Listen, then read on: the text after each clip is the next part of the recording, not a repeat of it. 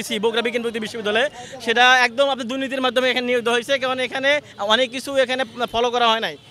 যেমন হচ্ছে কোনো জায়গায় বিশ্ববিদ্যালয় হওয়ার ক্ষেত্রে যে কিছু নিয়ম আছে, তো ওই জায়গায় স্থানীয় কোনো সিনিয়র আছে কি না সেগুলো আপনার ফলো করা হয়, যিনি বগুড়ার পরিস্থিতি ভালো বুঝবেন।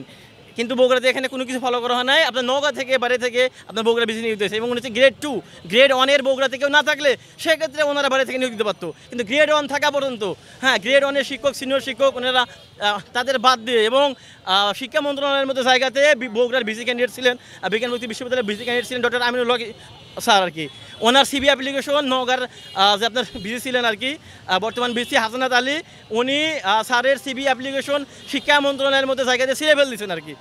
তো এইরকম অভিযোগ আছে, আমরা বিভিন্ন পত্রিকায় দেখছি যে বগুড়াতে আপনার অনেক অনিয়ম হচ্ছে আর কি বিসি নিয়োগের ক্ষেত্রে।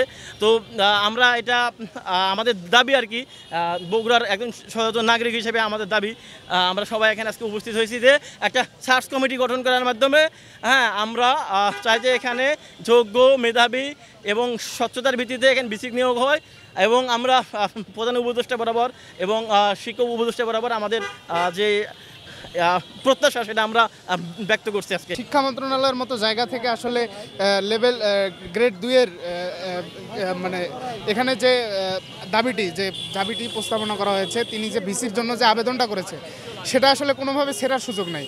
আর সেখান থেকে আসলে এভাবে যদি ছিঁড়ে ফেলা হয়, বগুড়ার মানুষকে আসলে এখানে পিছনে ঠেলে দেওয়ার মতো একটা বিষয়। তো দীর্ঘ 17 বছর থেকে আমরা বগুড়ার জেলার মানুষরা পিছিয়ে আছি। তো আমাদের এই বিষয়টার এক সুষ্ঠু তদন্তের প্রয়োজন।